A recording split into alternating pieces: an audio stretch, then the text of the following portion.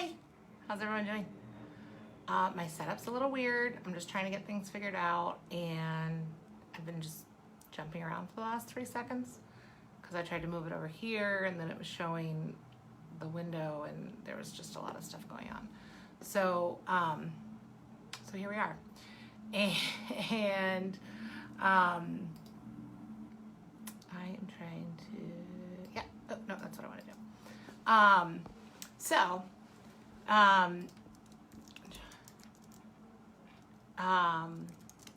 I am welcoming you all to Thursday at 4 p.m. for Getting Tipsy with Erin. And I hope everyone's having a great Thursday. It was nice. Yeah, it's nice early. It just looked like it was getting overcast. I want to make sure it wasn't raining. So I hope everyone's doing well. And it's a great Thursday. I am doing great. I ran into my husband earlier. I was over in Little Neck. I had a closing earlier this week and I have a closing next week there, and I was doing some stuff and he was making a delivery. So I got to see him. That was kind of fun. But so Thursday, Getting Tipsy, it's actually funny. So I plan these things ahead of time, and I've been really busy, and so I planned it ahead of time.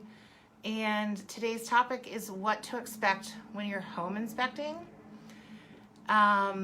And what I was going to talk about was the fact that I was going to give you the inside scoop on home inspection, what to expect during the home inspection.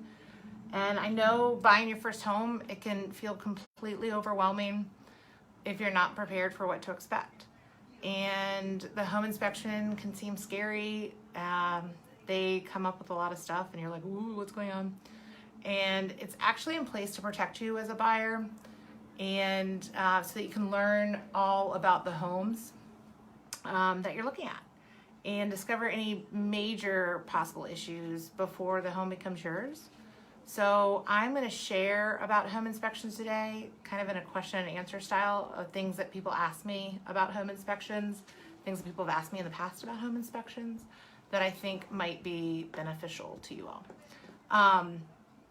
But the reason it's funny is because when I was leaving Little Neck from running into Wayne, I got a phone call from a client of mine who we had the home inspection yesterday, and their home inspection was fantastic. I mean, amazing. And the home is it's built in 1986. It's in Courthouse Estates, and they want to terminate because there was some stuff on the home inspection, but nothing. Hi, Helen, how are you? Nothing on the home inspection is a big deal compared to what we normally see. So it's going to be great because after I'm done with this, I'm going to send them this video as well. So let's go through, and I'm going to talk to you about some stuff that people ask me about home inspections. So will the home inspector inspect every feature of the home? There's a couple things. The home inspector has to inspect certain features that are required by state law. They may inspect additional components or features at his or her discretion or his or her company's discretion. And then you as the home buyer can also ask for certain things. For example, at our home inspection yesterday, they asked the buyer, are there things that you are, particularly concerned with? Hi, Jess, how are you? I had a home inspection with Jess too. How are you? Is there anything, are you concerned about, is there a spot on the roof that you're concerned about? Are you concerned about the age of the HVAC, or what are you concerned about? And then they'll look into those things if they're not things that they were already going to look at. Now, that being said, a home inspector is not allowed to cause any damage or do anything intrusive to the home. And then they have limitations. So if a home is lived in, is being lived in, they can't jeopardize themselves. So if, let's say, they walk out in the garage and the electrical panel is blocked by a huge, I've had it blocked before by a filing cabinet or by like a storage shelf or something that has a bunch of stuff on it, they can't move that because there's some liabilities there. So they wouldn't be able to inspect the electrical panel.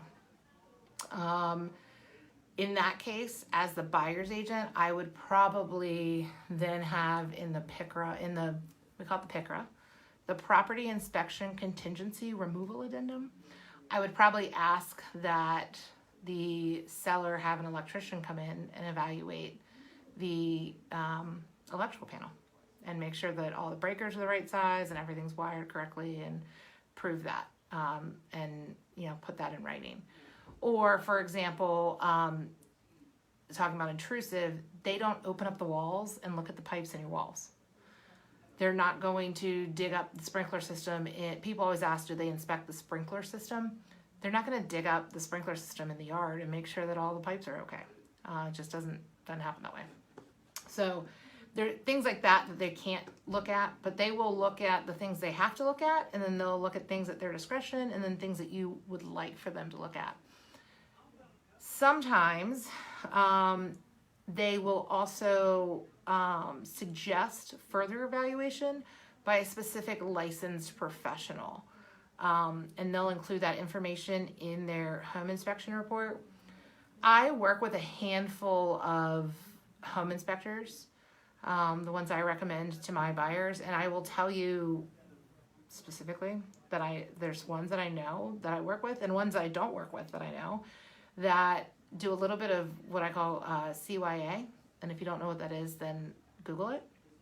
But they have automatically in their inspection reports on things that could be liabilities, bigger ticket items, they will automatically have in their report that they suggest you have a licensed HVAC contractor service, clean, and inspect the HVAC system.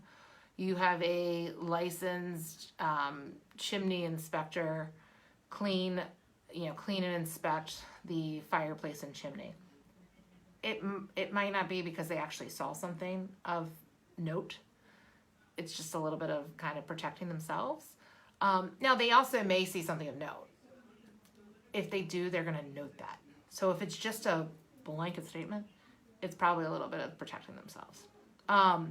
But they may say, hey, I noticed moisture. I have a moisture meter. I've noticed some moisture in this wall. You should probably have an HVAC person look at the ductwork or something like that. That's when they start suggesting some more specific licensed professionals looking at things. It's going to be for, foundation issues, electrical issues, roof, mold, HVAC, fire, chimney, fireplace, stuff like that. Another question. Can I ask the home inspector to look at specific components or items? Yes. The home inspector works for you. You are the home inspector's client. You can request they inspect specific items as long as they're readily accessible and not beyond the scope of the inspection. You can't ask them to open up a wall. You can't ask them to dig into the foundation. You can't ask them to do anything intrusive or that's going to cause damage to the seller's home. But yes, you can ask them to look at specific things. You can also ask for specific items to be inspected as part of your offer to purchase. So like, for example, this house that we had the home inspection with yesterday, we also had a pool inspection because there's a pool. And so they had a separate inspection by a pool inspector, and he came and inspected the pool. If you have EIFS, which is a type of siding, you can have an EIFS inspection. You can get a chimney and fireplace inspection. If that is, and the fire safety guys would love to do it for you. They're great. So if you want one of those, you can get that done, and you can ask for that in your inspection contingency. You can get an HVAC inspection. If you have concern over the HVAC and you want to go ahead and get that done when you're doing a home inspection, you can have an HVAC person come out at the same time. It's easy. So yes, you can do that. May all of the problem areas that are mentioned in the home inspector's report be listed in the property inspection contingency addendum? Again, the PICRA. It's much easier to say. So can I ask for everything that the home inspector called out on the contingency removal? You can. The seller can also say, see you later. You're not buying a new home, and they're not expecting to convey as a new home. And you just, it's a part of the negotiation process, so you just have to be prepared for that. You could also ask for, maybe you want to ask for some closing costs instead of repairs. Or you can ask for, you can ask for the repair, because a lot of times sellers, especially if it's a quick close, they may just want to say, instead of getting contractors in here while I'm trying to move, I'll give you more money or something like that. But you can ask for inspection, you can ask for repairs. There's some repairs that just aren't necessary. A lot of it's like more, a lot of what a home inspector puts on there is FYI, or is stuff you can do yourself. And again, some of it is just a protecting themselves. Someone has done something, and they are, they have to say it. So I will tell you probably 19, and if there's a home inspector on here, please tell me the stats on this, because there's got to be a stat. And if there's any other realtors on here, chime in, because this is great. 19 out of 20 home inspections probably come back that there's not an anti-tip bracket on your range. Hi, Don. So that's very common. There's not an anti-tip bracket. You probably have at least one ungrounded outlet in your home. There's probably at least one undersized or oversized breaker in your electric panel. You probably have either a screw missing on your electric panel, or one of your screws is a pointed tip instead of a flat tip. What else do you have? Your garage door eye sensors. That's, when your garage door comes down and then it goes back up if you hit that little laser sensor thing. It's supposed to be between 4 and 6 inches off the ground. It's probably not. The pressure that your garage door puts down, it's probably too much or too little. That's a little knob on the back of your garage door opener. I can do it for you. There's probably some lights out. Yeah, you can change light bulbs. The ceiling fan remote might not work. Batteries, they're amazing. So there's a lot of things that a home inspector is going to put in there that that's their job. They have to find things that are wrong in the house, and no house is going to be perfect, not even a brand new house. And it's okay. Don't freak out. And I told my buyers today, I said, I categorize these repairs in 3 ways. You've got things a homeowner can do themselves. So replacing light bulbs, replacing batteries, that kind of thing. You have handyman. So there's some easy things, replacing the screws in the electrical panel. I don't know, install, if you really want that anti-tip bracket installed, we can do that. There's always one door that the